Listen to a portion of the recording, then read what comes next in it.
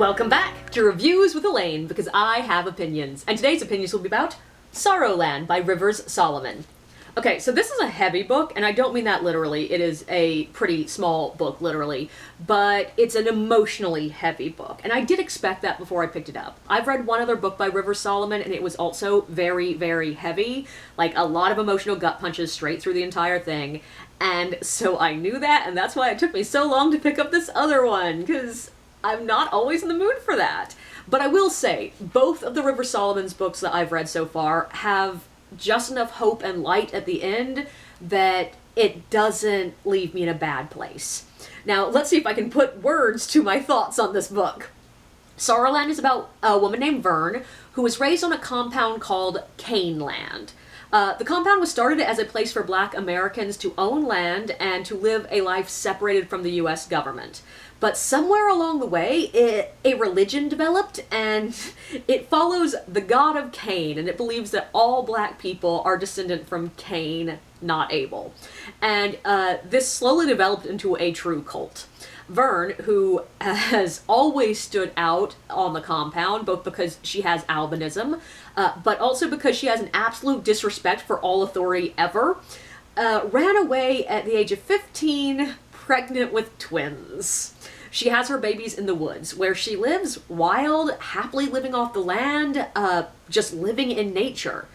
The only problem is the Fiend, a mysterious figure who leaves the bodies of animals, often dressed in baby clothes, around Vern's camp and along the trails where she walks every day.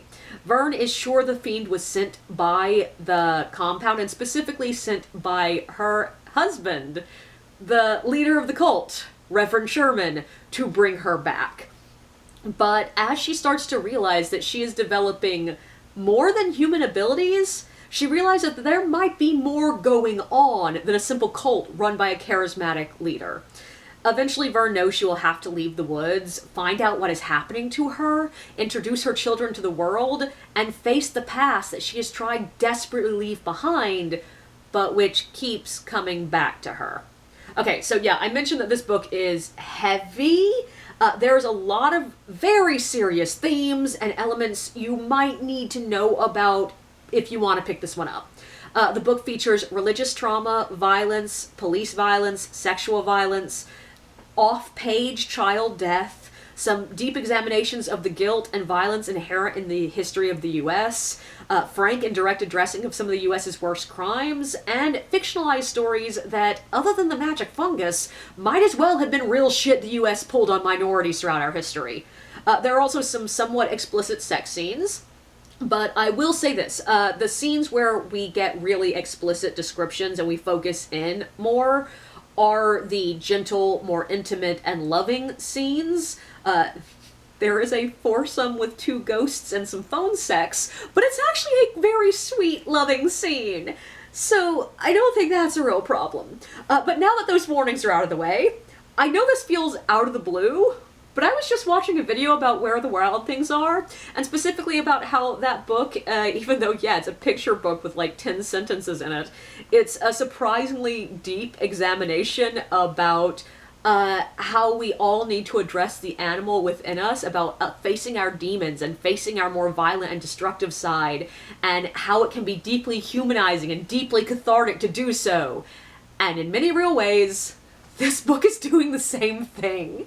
Especially in the early part of the book, so much of it, and honestly, the early part and the latter part are very much Vern examining her animalistic side, looking at what makes her more close to nature, ways that she does not fit what a lot of our society says is more civilized, and what ways that makes her strong and what ways that is a problem. And Vern is not always a likable protagonist. She is sometimes mean, she can be rough and violent, she sucks at communication, she can be immensely callous about those outside of the people she cares about, and she is angry. A good portion of the time we spend inside her head is her thinking about how much she hates, distrusts, and wants to cut herself off from the entire world. And the thing is, the reason that even though, yeah, I would class her as what a lot of people would call an unlikable protagonist, I did like her, is she has absolutely every right to be angry. She has been fucking screwed over by life.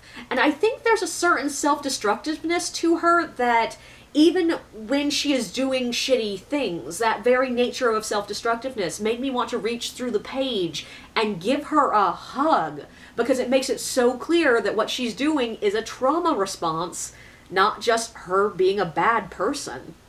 And it makes the moments when she finds good people, when she makes connections, when she finds love, just so sweet. And I love the fact that even once she does start to develop these connections, she's still super prickly. She still says shitty things, and her love interest calls her on it, but it doesn't break the connections they are forming. And I think it's a really solid portrayal of trauma. And I really like the fact that her trauma is front and center throughout the entire book, but it never breaks her. Even in moments when her years of conditioning make her briefly bend the knee, she quickly defies that. She very quickly says, nope. There are even moments when, like, I, as the reader, was sitting back being like, okay, but obeying in this case might actually be the better option. Like, you could find out information. You might want to actually listen for a minute. She would remain defiant. And even though it's contradicting what I, in my mind, think I want, it's delicious to read because that defiance is a strength, and it's the only strength allowed to her. The even self-destructive moments are her defying. And yeah, sometimes it's really cathartic to be that defiant with her in this book. Of course, I did pick this book up this particular week because I wanted to read something LGBTQIA for Pride Week, Pride Month. It's a month. I'll be reading more books. And I knew this one was going to have some diverse sexualities in the characters. And yeah, Vern is almost exclusively attracted to women. She is also intersex. She has a lovely moment when her babies are born that she decides she's just not gonna look to see what gender they look like, and she's just gonna go ahead and assume male, unless, you know, they tell her otherwise. And she, in soft ways throughout the entire book, sort of lets them dictate it. There are moments when other people are calling them little boys or little girls, and she just keeps saying children. And she also has a relationship with a woman who would be under the trans umbrella. There's a foursome with the ghosts I mentioned. The ghosts are both male, and they were lovers. Several other women throughout the book have sapphic relationships and sapphic attraction. And yeah, this is just a very gay book. And it was great.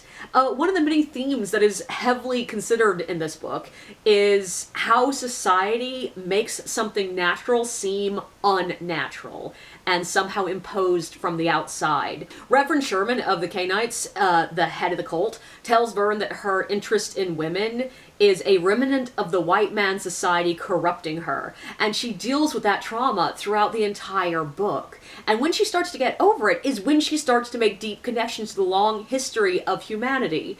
And that brings me to one of the most interesting elements about this book that I really want to talk about. But the thing is, I cannot talk about this element without full-on spoilers. The spoiler's going to be for something that comes out about halfway through the book, and it is heavily foreshadowed throughout the first half of the book, but I will admit, I did not see the twist coming. I was surprised by this. This is not where I thought things were going. So if you want to read this book with completely fresh eyes and just not know what's coming, maybe pause here, read the book, come back once you're done, and we can continue our discussion there. But for everybody else, Vern and everyone in her cult is infected with a fungus. Different people can handle different levels of infection. Some die pretty quickly from it. Others live their entire lives with nothing but hauntings to show for their infection. But Vern basically merges with the fungus. And she's able to figure out that this fungus basically records the memories of everyone who has ever been infected by it and died with it.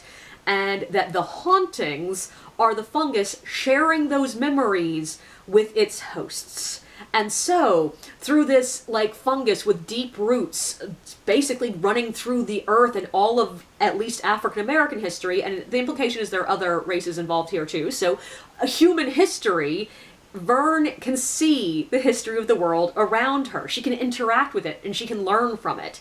And as she becomes more powerful, it's as she's making this connection and learning this stuff. So it's a pretty straightforward metaphor for how learning the truth about the past empowers you, But what I love here is, even though, yeah, I can describe that metaphor in one sentence, it sounds pretty straightforward, there's so much more nuance going on here. A lot of the time she finds out history and it doesn't really change anything. There's plenty of times that the knowledge doesn't help her in the least, or that it's hard to understand and she doesn't quite get it. And also Vern herself spends a huge portion of the book, in the very end of the book, saying how much that knowing about atrocities, the atrocities of the past, does not do anything unless you have the power to prevent them in the future. And it's the kind of metaphor that I feel like I get it now. I feel like I'm doing a pretty good job of explaining it right now, but I can feel my subconscious saying, that's not all that's going on here. There's so much more that will fully unfold in my mind for weeks, months, or even years. And this is why I love the allegory that is sort of inherent in speculative fiction. Because even if the author himself or herself is sitting there saying, yeah, no, there's no metaphor here, I did not mean this to mirror real life, it's always going to. When you are creating something fantastical, something sci-fi, something that's sort of walking the line between fantasy and sci-fi, you are going to be taking from real life, and it's going to form metaphors whether you mean them to or not. And I feel like it creates, in many ways, metaphors that can be more thought-provoking than just straight up telling you the facts and the information. And it's because, like, an idea that you can just say, that you can present as one clever little sentence, and most people will just generally understand it right away, is never going to be as deep, as impactful, and as, world-shattering as one that unfolds like origami. So, like, you might be able to literally say, these are the events of the book, which is like looking at a paper crane and saying, yep, that's a paper crane. You might be able to get the smallest part of the metaphor by just sort of standing back and looking at it as a whole, or in the metaphor here, unfolding the paper crane and seeing where all the creases are and going, okay, that's how it's put together. But a really, really good metaphor allows you to see the infinite possibilities of unfolding and refolding the ideas over and over again into different different symbols. It might be a crane, but if you fold this down here, suddenly it's a swan. If you fold this down here, it's a leaf, it's a tree, whatever. And like a week later, you might just be suddenly thinking about how the fungus digs its roots undetected through an entire field, and we never really know that it's there until it fruits. And then you might think about the fact that Vern's last name is Fields, at least after her marriage.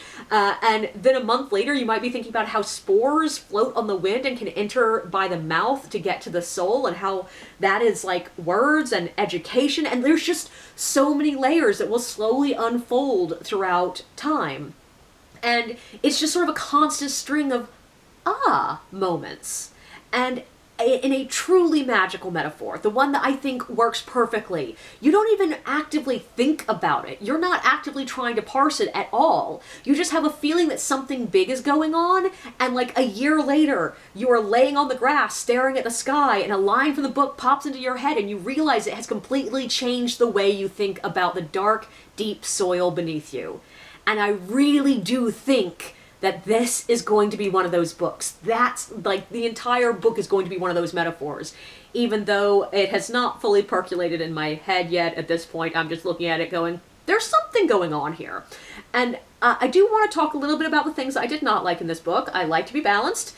There were a few stupid little things throughout the book that just made my mind buck under the simple logistical elements, particularly money. There are several times throughout the book that it's very clear that Vern is stealing money. Cool, I get it. But there are other times when we don't see her stealing anything, and I'm just going, wait, how did she get money to buy that? Where did she get the money for that? Does she have money? Where are they getting the money for that? Money? Similarly, there were a couple of moments that I was like, how did she get to that location? How did she get that far away? And like, yeah, she has superhuman abilities, but as far as we can tell, they don't involve teleportation. And there were a few moments that I was like, okay, even magic feral genius babies raised in the woods couldn't climb like that, wouldn't speak that well at 4 years old, wouldn't survive that. A few moments I was also like, I feel like the authorities would have sent a SWAT team in by now. And things like that, that are silly little things that I could put out of my mind quickly enough, but I did have to stop and put them out of my mind. And there is one point that I feel it's sort of detrimental to the book itself, and that's the ending. I am not going to give you any spoilers about the ending.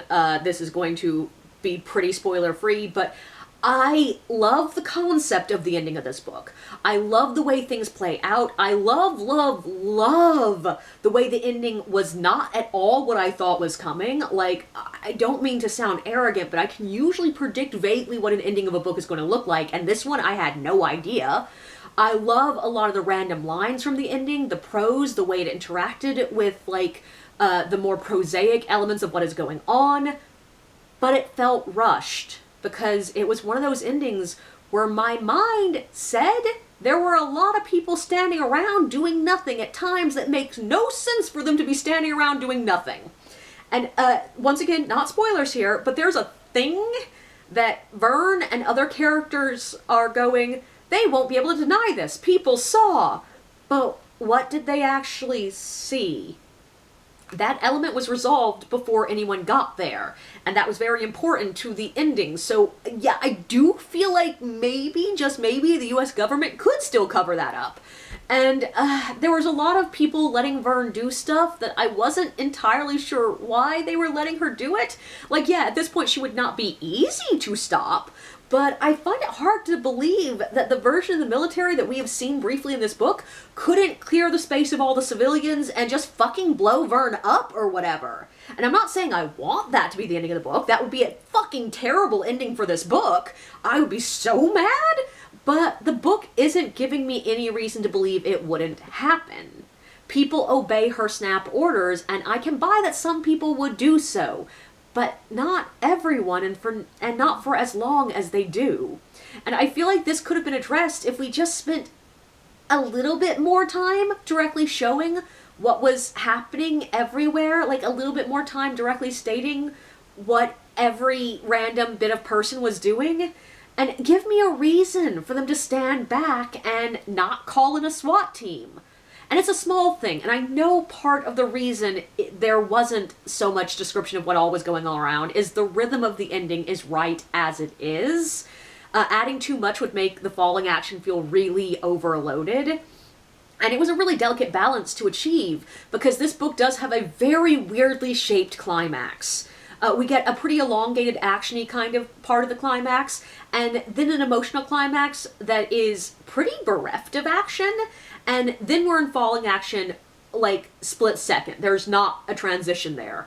And I think that adding a lot more, for a lack of a better word, stuff to that point would have broken the balance and would have put the ending in serious danger of feeling anticlimactic. So I get it, I know why it's structured the way it is, but I did feel like it undercut an otherwise deeply thoughtful and emotional ending for me. Overall, I think that this is a really interesting, deeply thoughtful, curious, and unusual book. It is a beautiful window into a specific mind. It is the kind of book that makes you look at the world in a different way. And even with all that depth, it's also a really readable book. Like, as much as I was nervous to pick it up because I knew it was going to be really heavy, like, when I would sit down and read it, it would just go by like lightning, super smooth. The writing is very voicey and makes you feel like you're there. It is the kind of book that I did want to stop after every other chapter to sit back and just digest. And because I had not given myself enough time to read it, I did not have the time to do that. But there's enough action that makes it feel fun and like, you know, an adventure. There's humor in here, there's love, there's humanity, and there are a few flaws, yeah, but overall, I would heartily recommend Sorrowland. Just maybe give yourself some time to ingest and take a break, ingest and take a break. Or maybe read it in a rush like I did. Whichever.